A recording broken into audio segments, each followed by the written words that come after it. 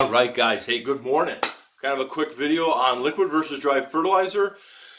There is a million foo-foo products out there. Some work, some don't. Obviously, since they're still selling the product, somebody somewhere is using them. So on all them little additive problems, your micro essentials and your Bioforge and your Sure K type products, test them out, do some test strips, see if they actually return on invest, not just a yield bump. Did the yield bump pay for the product? That's kind of important. It doesn't make much sense to put a product out there that gives you 2 or 3 bushels that costs you 4 or 5 bushels.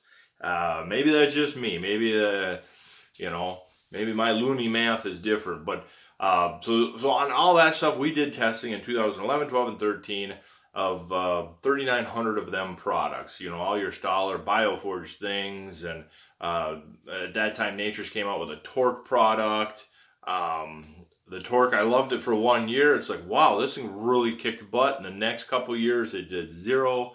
Bioforge and some of them other Stoller products did 0. Farm for Profit, actually, you could see how physically better the soil was because you were spreading soil. You just got a pail of peat bog moss, whatever it is, and some other pail with some other bacteria in it. So you were just spreading soil, fungi, and bacteria in your field. Yep, it showed a little better than break even. It was 5 bushel better repeatedly, but so it was a break even. But you could see the soil, the condition of the soil is just like, holy crap! It physically improved the soil. But do the testing on your own farm and be honest with yourself.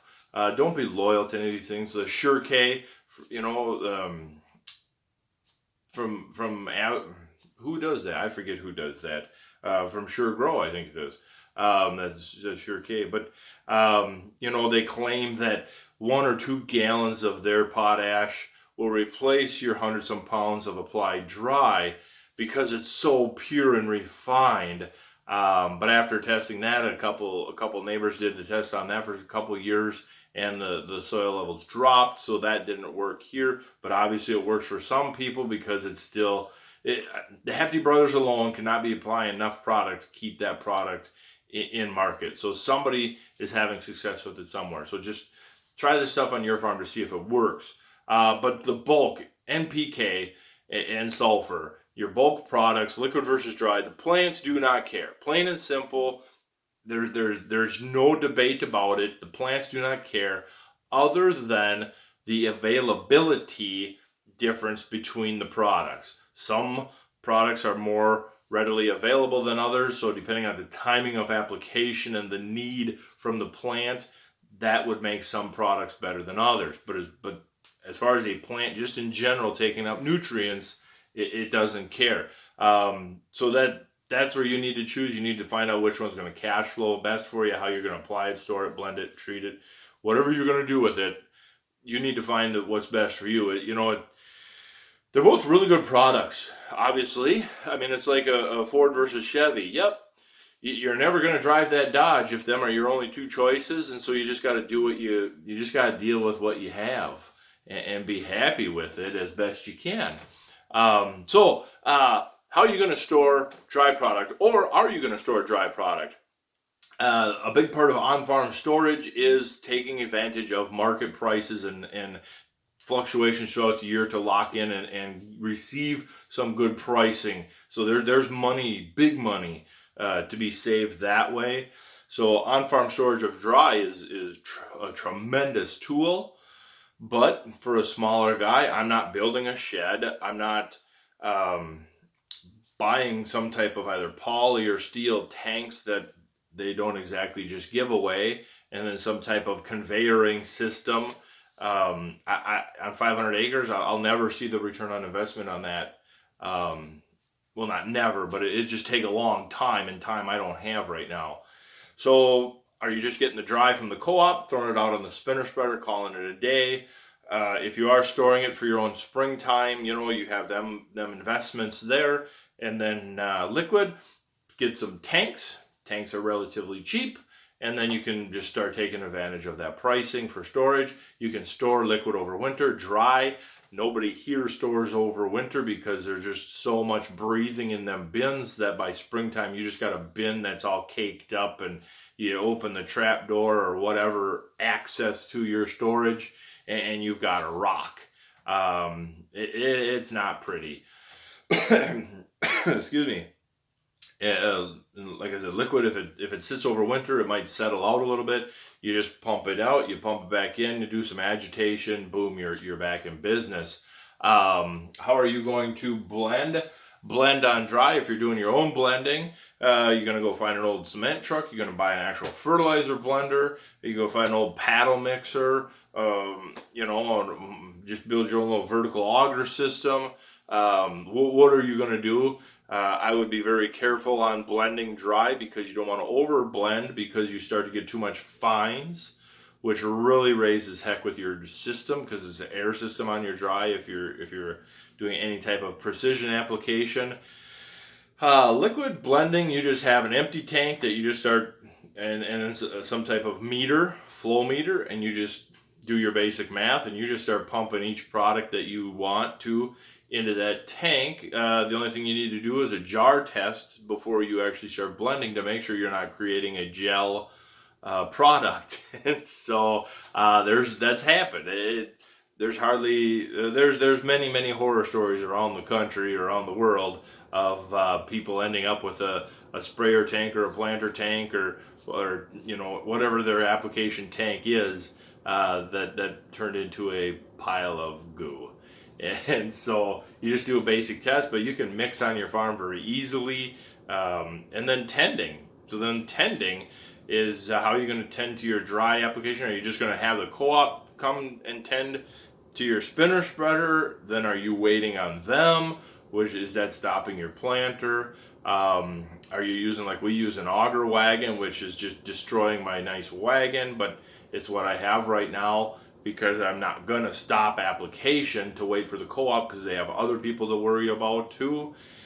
So then that auger wagon, do you use another tractor then to drive that around, or do you have a gas unit for the hydraulics, or do you run hydraulics off of the application equipment back to the wagon, so you can just move everything as one unit from field to field, and you don't need that other truck or tractor?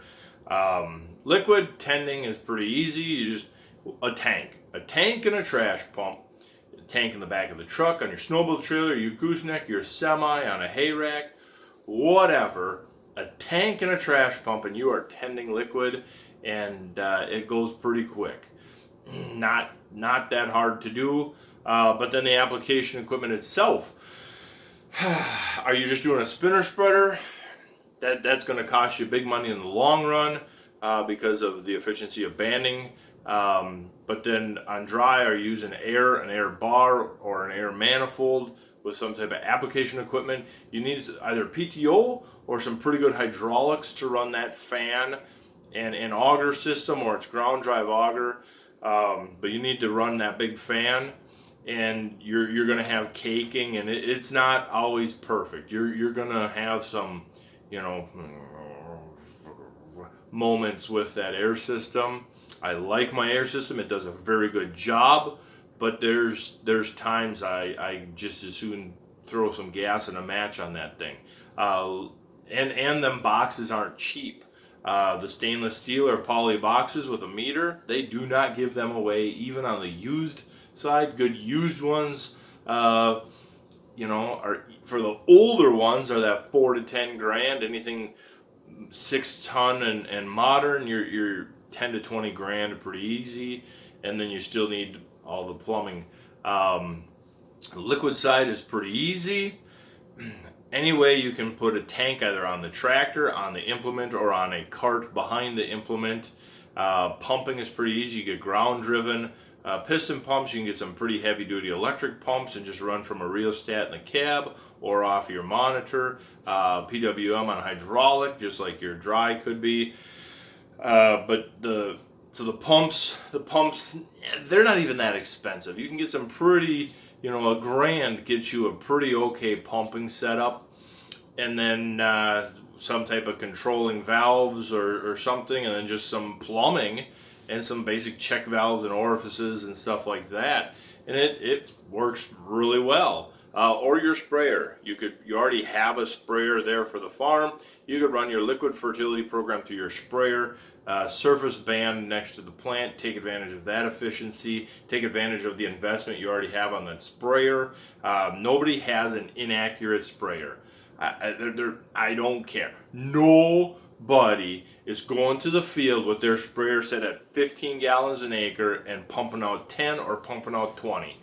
Everybody and their brother is going to the field with a 15 gallon an acre sprayer, and they are coming in at 14 or 16 or somewhere. They're coming in at 15 by the time they're done.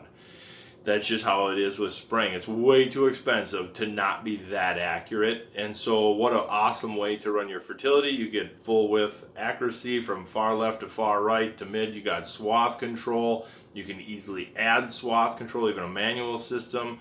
It is a tremendously efficient way to fertilize. And so I think that we're just going to end right there. There's your, how you're going to handle it, store it, use it, apply it, tend to it.